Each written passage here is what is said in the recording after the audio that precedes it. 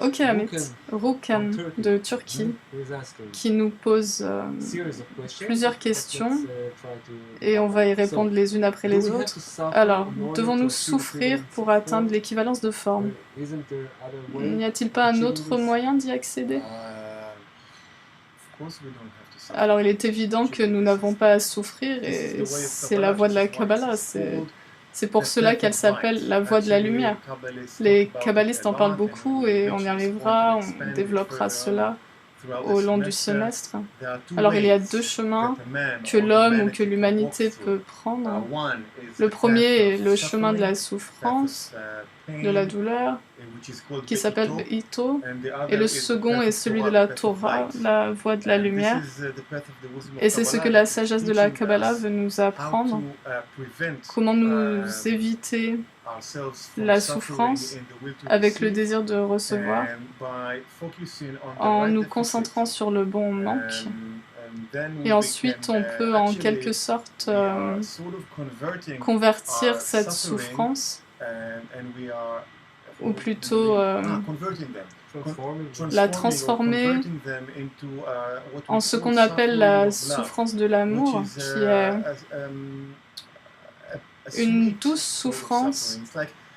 Par exemple, vous aimez tellement quelqu'un que ça en devient presque douloureux, mais en même temps pas tant que ça, parce que vous voulez tellement pour elle, pour l'objet de votre amour, vous voulez lui donner tout l'or du monde. Donc c'est ce qui se passe à l'extérieur de nous et c'est comme ça que l'on peut se développer dans les nouveaux degrés, pas comme avec l'autre façon. Et c'est à partir de là que l'on a le choix. Nous pouvons nous développer grâce au point dans le cœur et nous n'avons plus besoin de cette impulsion, nous n'avons plus besoin de ce stimuli de la part du Créateur. Mais je voudrais vous dire que vous pouvez faire quelque chose de très simple, par exemple, demander à cette force, ou vous pouvez l'appeler Créateur, peu importe le nom, cette chose qui crée votre vie, vos pensées, vos désirs, vos émotions, peu importe ce que vous ressentez à l'intérieur, vous pouvez lui demander « Pourquoi ne me donnes-tu pas la possibilité de me développer dans la voie de la lumière? Pourquoi dois-je souffrir ?» Et ça reste personnel, personne ne peut vous entendre. L'attitude de penser à lui est suffisante. Ok, question suivante. Comment peut-on faire semblant d'être heureux? Si j'éprouve de la tristesse, est-ce que le Créateur le sait? Comment je me sens vraiment? Alors bien sûr que le Créateur le sait, puisque le Créateur est... Très belle question, très naturelle en fait. Parce qu'on ne sait pas vraiment ce qu'est le Créateur et on doit le définir, redéfinir sans cesse. Le Créateur est la force supérieure, la force qui unifie dans toute la réalité et c'est la place la plus intime dans notre cœur, dans nos désirs, et il y a cette sorte de concept comme quoi nous devons nous adresser à cette force supérieure, que nous devons prier selon différents textes sacrés, etc. Mais en fait, chaque désir, tout ce qu'on ressent à l'instant T, c'est ce que le Créateur obtient, reçoit de nous. C'est pour cela que nous ne sommes pas dans l'équivalence de forme avec lui, parce que oui, c'est vrai, quand on est heureux et quand on lui justifie chaque aspect, à chaque moment, à chaque seconde de notre vie, là, on est dans l'équivalence de forme avec lui, et c'est ce que nous devons atteindre. Et nous pouvons toujours faire semblant, et nous voyons bien ça dans le plan physique. Les gens se cachent derrière des costumes, des masques. C'est comme ça dans notre société. On peut sourire à quelqu'un et en réalité avoir envie de lui planter un couteau dans le dos.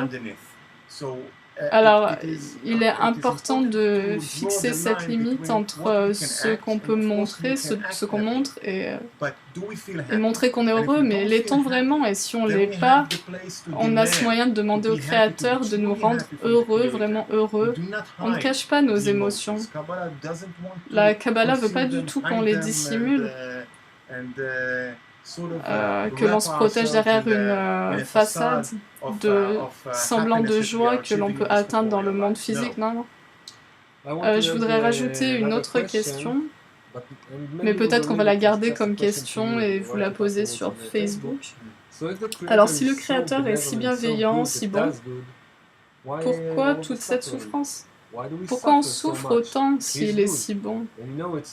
Et vous savez, ça a toujours été une dichotomie.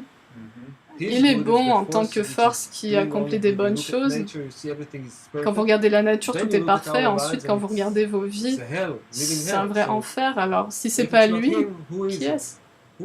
Qui est celui qui est responsable de toutes ces mauvaises choses, de tous ces malheurs? Est-ce lui? Si c'est lui, pourquoi il fait tout ça? Et si ce n'est pas lui, alors qui? Alors à qui je dois adresser mes prières? Alors je demande à l'unité, tu peux réparer ce qui ne va pas dans ma vie, mais si c'est lui qui crée ma vie comme elle est, alors que veut-il de moi? Voilà, juste quelques questions et nous y répondrons plus tard. Mais en tout cas, Oken, je voudrais te dire quelque chose que je connais en turc. Tout va bien se passer, t'inquiète pas. Et donc, Seni seviyorum, ça veut dire je t'aime en turc. Ramona, comment peut-on faire disparaître la haine mutuelle qu'il y a entre nous? Pourquoi devrions-nous, en fait? La Kabbalah a vraiment une différente, et au début plutôt étrange, perception des choses qui nous sont présentées, de la vie et de la réalité dans laquelle nous vivons. On n'arrête pas de le dire, mais on va le répéter. Nous ne réduisons rien et nous ne dissimulons rien, bien au contraire. Chaque émotion, chaque aspect de notre vie, nous voulons pouvoir les voir avec une vision bien précise, ces phénomènes, et comprendre pourquoi ils arrivent et comment je peux les utiliser pour avancer dans la spiritualité. Et la haine et toutes les émotions négatives, soi-disant, sont en fait de puissants moteurs et nous sont nécessaires pour avancer dans la spiritualité, mais ça ne veut pas dire bien sûr qu'on a envie de se détester les uns les autres, de se faire mal, et si je ressens pas de la haine, que vais-je faire? Mais ça aussi, on en parlera plus tard. Le Zohar en parle aussi. Et je voudrais aussi rajouter que nous devons bien discerner deux réalités, celle du chemin de la Kabbalah, sur laquelle nous avançons là maintenant, avec la notion du point dans le cœur, et le chemin qui n'est pas la Kabbalah. Si on suit la voie de l'ego, alors quand je déteste quelqu'un, je ressens des émotions, j'ai envie de lui faire mal, et c'est seulement possible parce que nous sommes connectés. Par exemple, Amit m'a fait quelque chose de mal et j'imagine comment je vais pouvoir le faire souffrir et je vois déjà sa souffrance. Pourquoi? J'ai mon désir, nous sommes connectés et je ressens aussi son désir et je veux qu'il souffre le double. Et c'est comme ça que ça me satisfait doublement, mais on reparlera de ces mécanismes, du désir de recevoir dans sa forme la plus égoïste qu'il y a. Dans la voie de la Kabbalah, dans notre chemin, toutes ces expressions et nuances de haine, elles sont même pas dans notre vocabulaire. Alors, pourquoi dans les écrits kabbalistiques et même dans le Zohar, on parle de haine?